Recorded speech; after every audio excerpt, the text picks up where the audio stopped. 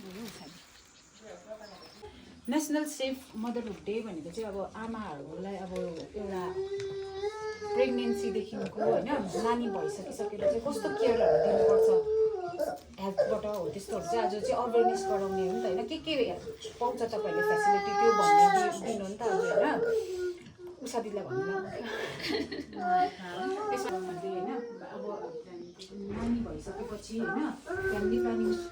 कतिवटा प्रकारको हुन्छ कुन फ्यामिली प्लानिङ गर्दा कस्तो हुन्छ होइन र त्यो फ्यामिली प्लानिङ गर्नु चाहिँ भिजिटहरू गर्नु आउँछ नि आशाहरू क्या हो प्रेग्नेन्सीमा त्यहाँदेखि चाहिँ तपाईँहरू सेफ हुन्छ है त्यहाँदेखि चाहिँ एउटा चाहिँ हुन्छ आफ्टर अबर्सन केयर हुन्छ नि अबर्सन गरेर पनि कस्तो खालको केयरहरू गर्नुपर्छ आफ्नो जिउलाई एउटा आमाले होइन त्योहरू पनि अब आज सिकाउने दिन होइन आज चाहिँ सानो टाइमको अभाव भएकोले गर्दा लामो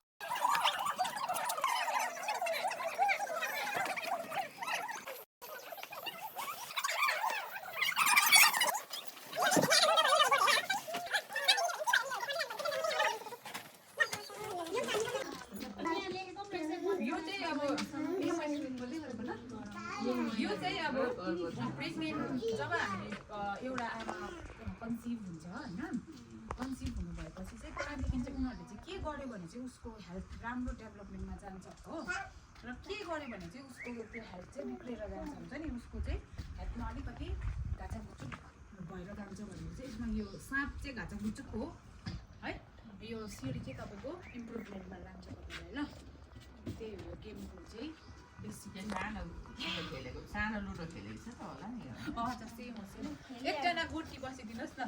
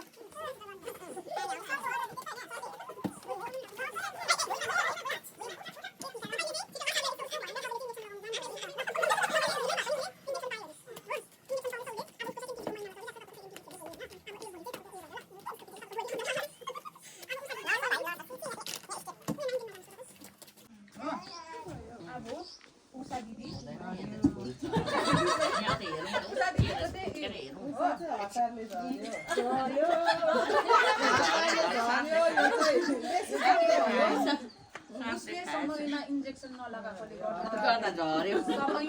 अर्ली ब्लिडिङ स्टार्ट भयो बुझ्नुभयो अन्त त्यहाँदेखि चाहिँ अब ऊ चाहिँ सेफ मदर हो है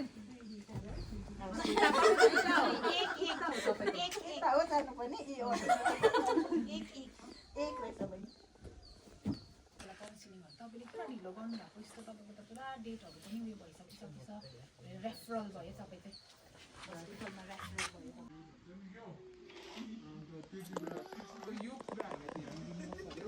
क्या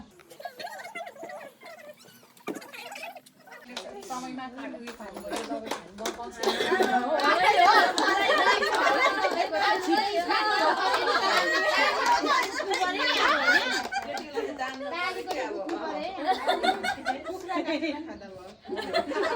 खानु